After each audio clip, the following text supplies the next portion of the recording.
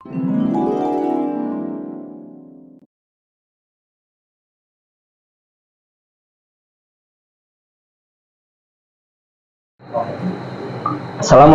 warahmatullahi wabarakatuh. Jumpa lagi sahabat Arjawi bersama saya. Salam selalu. Semoga kita selalu dalam lindungan Allah Subhanahu wa Ta'ala, diberi kesehatan dan kekuatan baik fisik maupun mental. Serta tak lupa lagi kita berselawat kepada junjungan Nabi kita, Nabi Muhammad SAW. Semoga dari selawat tersebut kita diberi syafaat di kemudian hari di akhir hayat. Baiklah, kali ini saya akan mencoba bagaimana cara merangsang daya ingat. Jadi sangat penting untuk tahap ini. Untuk itu kita harus perhatiin dulu kondisi kita. Jadi tahapan untuk merangsang daya ingat itu alangkah baiknya kondisi kita udah agak mendingan, atau dibilang untuk berjalan kita udah bisa, untuk melakukan gerak juga kita udah bisa. Jadi gerak tangan kita udah bisa mengangkat benda-benda yang berat, baik misalnya gelas udah ada isinya kita angkat, minimal kita bisa minum lah. Atau kaki kita bisa gerakin, untuk berjalan kita nggak terlalu susah. Mungkin dari gerakan tersebut kita masih terlihat agak kurang stabil dibandingkan orang normal. Jadi untuk merangsang otak itu harus kondisinya udah mendingan. Soalnya kalau kondisinya awal-awal kena ataupun baru itu sangat susah. Jadi untuk mengingat aja kita akan kewalahan, bahkan kita susah untuk mengingat. Jadi kita paksain untuk mengingat, itu yang ada malah kita buntu, berat, kepala ini berat. Jadi alangkah baiknya kondisi tersebut harus udah tahap mendingan. Tapi itu bukan berarti kita udah sembuh, soalnya dikatakan sembuh, kita dari gerak aja kita udah kelihatan. Kalau baik jalan ataupun tangan ini udah enggak kelihatan. Jadi bisa kita tahap untuk merangsang ke otak. Jadi langkah pertama yang harus kita lakukan adalah kita cari alat tulis atau kertas atau whiteboard yang bisa kita gunakan untuk merangsang apa yang kita lakukan di gerak merangsang otak. Jadi kita contohin pada kertas yang bisa jadi media untuk kita sarana menulis. Jadi biasanya kalau belum pernah kita lakuin itu kita kelihatan. Jadi semisal kita nulis nama sendiri atau huruf atau abjad Arab hijaiyah, itu mungkin orang lain akan menertawain, cuma jangan kita ambil pusing, soalnya untuk kebaikan diri kita udah kita terima aja. Mungkin ini emang kita baru latihan, jadi waktu kita normal kita nulis bagus lancar. Pas kita pasca stroke, apalagi kita belum ngelakuin hal yang tersebut, itu kelihatan dari tulisan ataupun angka ataupun huruf itu jelek. Jadi kita paksain juga tetap jelek. Jadi itu yang membuat kita tidak percaya diri. Jadi kita abain saja apa kata orang lain, kita yakin fokus bahwa kita mampu, kita bisa. Insya Allah itu akan kita lakukan, itu hari demi hari akan membaik, bisa normal kembali. Jadi untuk merangsang otak kita tidak bisa langsung kita pikirkan apa yang kita lalui kemarin-kemarin, kita ingat itu nggak bisa, soalnya syarat-syarat yang di sini bermasalah. Jadi harus ada rangsangan dulu. Jadi rangsangan yang pertama itu dari gerak jari melalui media tulis. Itu secara langsung itu merangsang apa yang otak pikirkan. Jadi dari gerak-gerak menulis itu kita ditekan agar tulisan kita bisa lagi bagus lagi. Itu secara langsung otak ini bekerja lebih keras. Nah, dari kita sering lakuin gerak jari, gerak menulis, itu tidak kita sadari otak kita bekerja lebih maksimal lagi. Jadi tidak hanya diam berjemur atau kita jalan di pagi hari, itu mungkin dari gerak itu mungkin yang ada kaki kita mendingan, tapi untuk pola pikir atau merangsang otak itu lain. Makanya dari gerak kita menulis sedikit-sedikit dari tulisan yang jelek atau abjad Arab yang dibilang kurang bagus, itu akan memicu otak kita merangsang. Jadi dari rangsangan tersebut otak akan membuat daya ingatnya kembali bekerja. Jadi ingatan-ingatan yang tadinya tidak ingat atau hilang itu akan kembali kita ingat. Tapi kita tidak bisa kita targetkan sekian hari harus bisa, tidak bisa. Kita tetap kembali lagi kepada yang kuasa yang nentuin, kita hanya ikhtiar.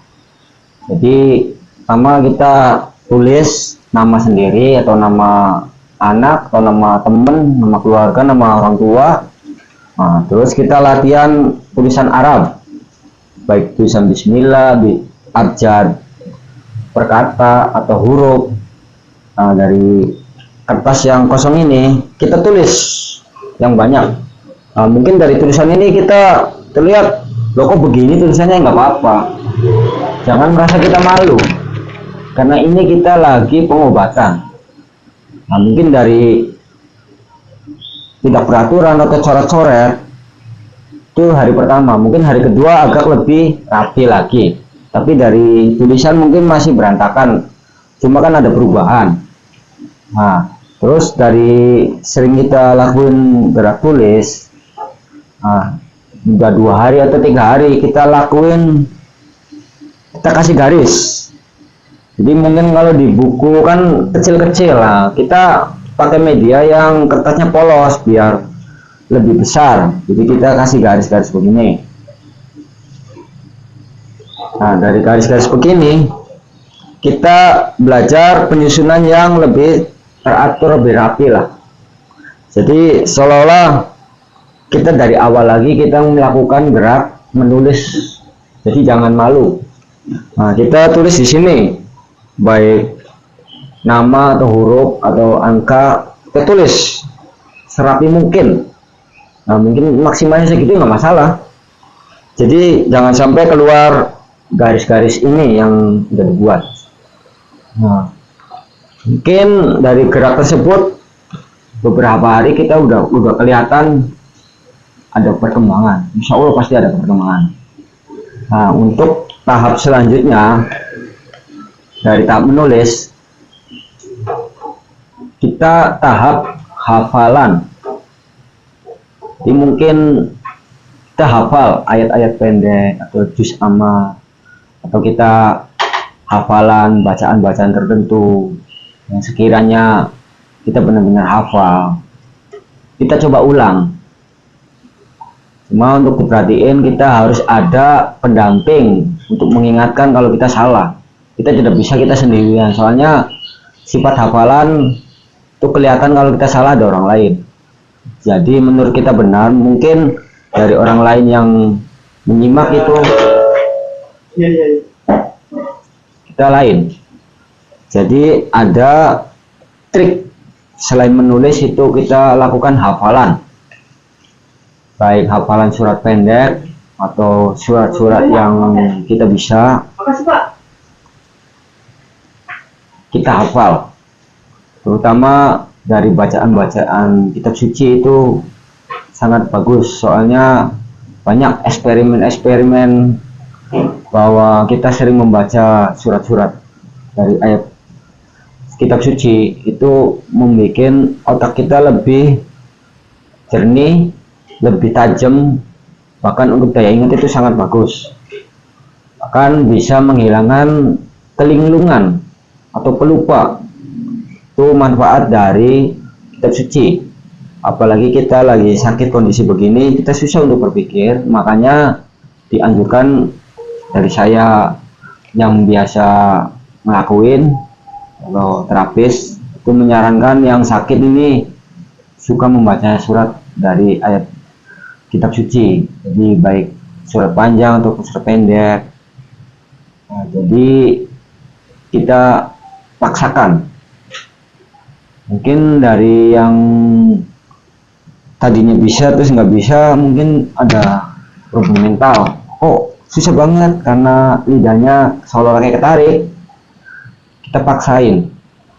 Nah, untuk pendamping kita bimbing dari semisal bacaan Bismillah, kita lakukan perlahan di Bismillah.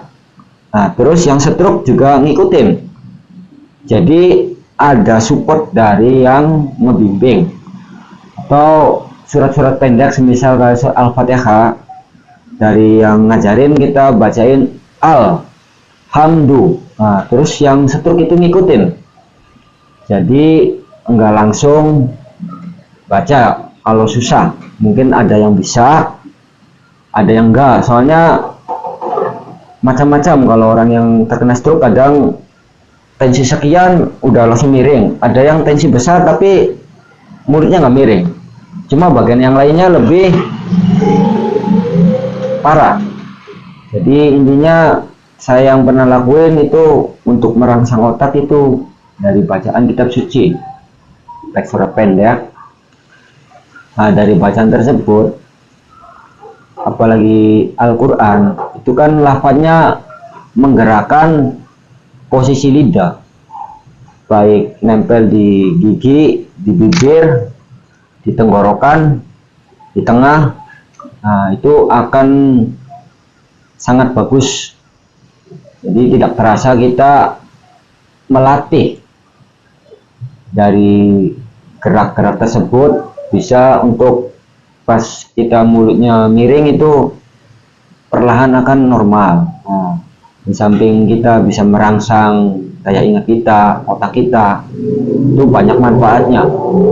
Nah, terus tahap yang selanjutnya, kalaupun posisi kita udah bisa melipat kaki, itu berarti kita bisa ngelakuin gerak yang lebih maksimal. Kita paksakan untuk melakukan sholat. Jadi dalam gerak sholat itu sangat manfaat, soalnya dari gerak-gerak tersebut mungkin sebagian orang dianggapnya sepele lah, geraknya begitu saja, tapi dari penelitian-penelitian yang ada itu sholat itu sangat bagus. Dari kita ruku, kita sujud, kita duduk, kita berdiri lagi, itu kalau orang yang nggak normal itu susah. Dalam arti nggak normal itu mungkin awal-awal stroke kan susah melipat, jangankan mikirin sholat, mikirin ya susah lah. Orang sehat aja kadang susah, apalagi orang lagi sakit. Nah, makanya saya tekankan untuk merangsang otak. Kalau kondisi udah membaik, saya tegaskan harus sholat. Itu karena dari sholat tersebut ada penyembuhan. Doa, tetap apa yang kita lakukan dari gerak-gerak menulis, menghafal surat-surat pendek, atau menghafal bacaan, tetap dalam hati kita harus tetap berdoa, wirid, dalam hati istighfar atau sholawat atau bacaan apa. Jadi dalam hati kita tetap berharap kesembuhan dari yang kuasa. Nah, ikhtiarnya kita menulis surat pendek. Nah, dari bacaan wirid tersebut itu akan menekan jiwa pesimis kita. Jadi kita akan selalu bersyukur. Dalam arti bersyukur bukan berarti kok sakit bersyukur, bukan. Nah, mungkin dari sakit ini kita ada hikmah, ada hidayah. Nah, apa yang selama kita lakukan, mungkin ini ujian. Nah, dari itu kita akan menerima, akan bersyukur, alhamdulillah. Istilahnya masih bisa kita gerakin, enggak seperti yang lain nggak bisa apa-apa. Intinya dari diri tersebut kita akan menekan jiwa-jiwa yang negatif atau prasangka-prasangka yang belum terjadi tapi kita udah mikirin, dari takut nggak sembuh lah, takut bagaimana lah, takut wah kayaknya orang lain udah bosen. Itu dari sikap tersebut kita tetap akan optimis. Jadi ya orang udah dikasih ujian begitu semua apalagi istilahnya kan. Kalau kita tidak berupaya dekat dengan sang penguasa, salah. Intinya kita tetap harus ikhtiar, berdoa. Jadi dalam gerakan-gerakan tersebut, baik menulis ataupun hafalan suara pendek, tetap dalam hati kita berdoa untuk diri kita sendiri agar diberi kesehatan dan kesembuhan, diberi kekuatan untuk bisa selalu optimis. Jadi kita tetap berprasangka baik, selalu berpikir positif. Nah, dari diri tersebut kita akan selalu dibimbing hati kita untuk tetap optimis. Nah, untuk tahap selanjutnya adalah berserah diri.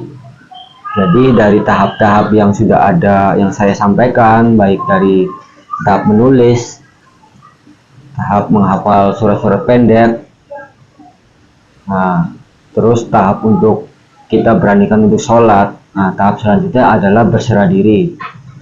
Itu adalah kunci dari apa yang kita lakukan. Mungkin itu udah maksimal saya lakukan, kita berserah diri. Nah, insya Allah dari berserah diri tersebut, ya mungkin ini adalah keputusan dari Sang Kuasa, sudah saya terima. Insya Allah pasti akan dibukakan pintu untuk kesembuhan, baik mungkin dari diri kita sendiri atau mungkin dari orang lain. Itu ada hal-hal yang di luar logika atau nalar manusia. Jadi mungkin saja yang bisa saya sampaikan. Moga apa yang tadi saya sampaikan moga bermanfaat. Barangkali ada kesalahan saya mohon maaf. Assalamualaikum warahmatullahi wabarakatuh.